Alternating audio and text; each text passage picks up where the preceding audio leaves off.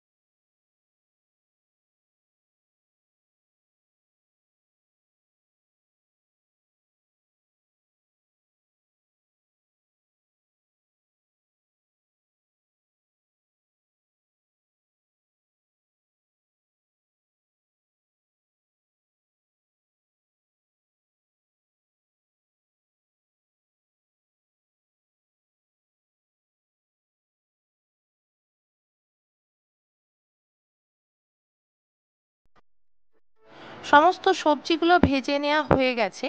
এবার পরিমাণ মতো কিছুটা নুন এবং হলুদ সবজিগুলোর মধ্যে দিয়ে দেবো এবং খুব ভালোভাবে সবজিগুলোর সঙ্গে নুন হলুদটা নেড়েচেড়ে মিশিয়ে নেবো। বন্ধুরা, আলু ভাজার পর বাকি সবজিগুলো যখন তেলের মধ্যে দিয়ে দিয়েছি এবং সবজিগুলো ভালো করে ভেজেছি এবং সবজিগুলো ভেজে নেওয়ার পর যখন নুন হলুদ দিয়েছি সবজিগুলোর মধ্যে, তখন কিছু প্রবলেমের জন্য ভিডিওটা করা হয়নি। সেই কারণে আপনাদেরকে স্টেপ বাই স্টেপ মুখে বলে দিলাম। সবজিগুলোর সঙ্গে খুব ভালোভাবে নুন হলুদ মিশে গেলে এবার পরিমাণ মতো কিছুটা আদা বাটা এবং ধনে জিরে বাটা সবজিগুলোর মধ্যে দিয়ে দিতে হবে। আদা এবং ধনে জিরে বাটাটা সবজিগুলোর সঙ্গে খুব ভালোভাবে নেড়ে চেড়ে মিশিয়ে নিতে হবে।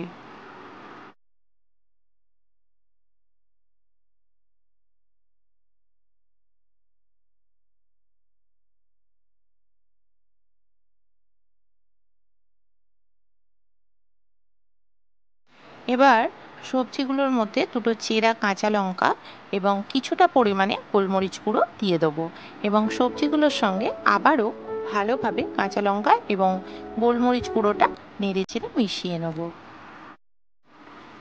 সবজিগুলোর সঙ্গে মশলাগুলো খুব ভালোভাবে মিশিয়ে নেওয়া হয়ে গেছে। এবার সবজিগুলোর মধ্যে কিছুটা পরিমাণে জল দিয়ে দেবো।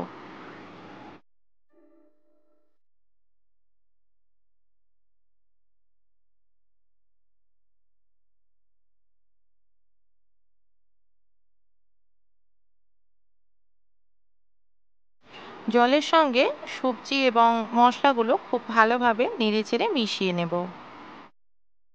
জলের সঙ্গে সবজি এবং মশলাগুলো খুব ভালোভাবে নেড়েচেড়ে মিশিয়ে নেওয়া হয়ে গেলে এবার সবজিগুলোর মধ্যে আগে থেকে ভেজে রাখা বড়িগুলো দিয়ে দেবো এবং কিছুক্ষণ ঢাকা দিয়ে সবজিগুলো রান্না হতে দেব। কিছুক্ষণ পর ঢাকা খুলে চেক করে নিতে হবে যে সবজিগুলো সেদ্ধ হয়েছে কিনা।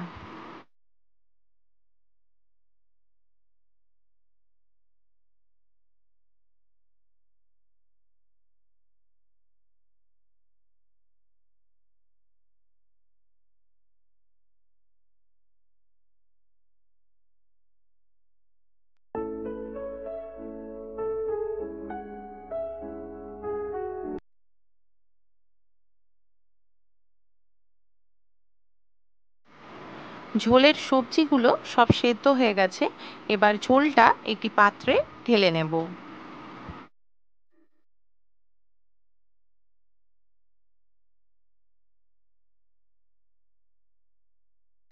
এবার ওই কড়াইতেই কিছুটা পরিমাণে আবারও সর্ষের তেল দিয়ে দেবো।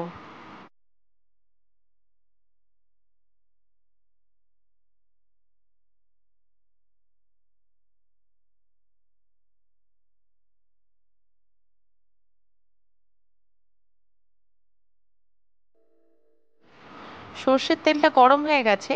এবার তেলের মধ্যে ফোড়ন হিসাবে 5 ফোড়ন এবং তেজপাতা দিয়ে দেবো।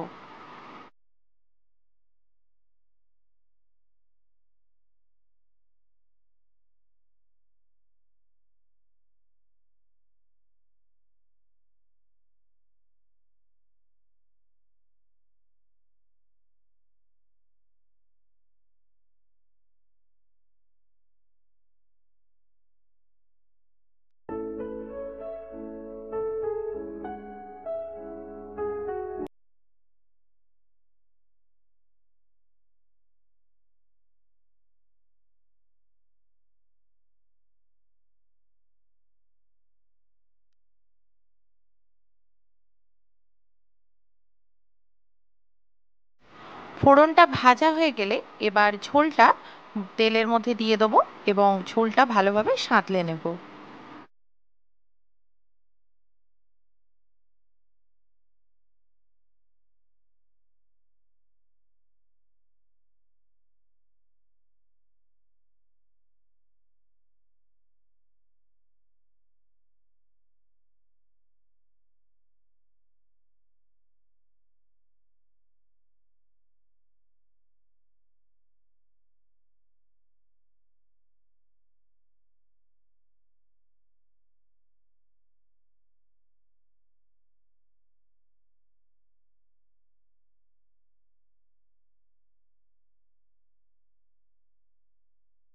ফোড়নের সঙ্গে ঝোলটা কিছুক্ষণ ফুটতে দেব।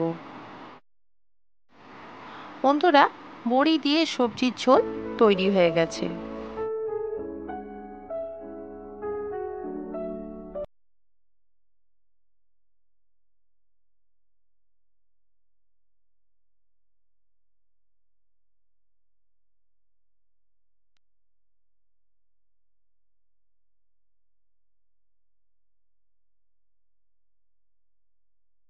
বন্ধুরা, এই গরমের সময় ভাতের সঙ্গে লেবুর রস এবং এই ঝোল খেতে খুবই ভালো লাগে।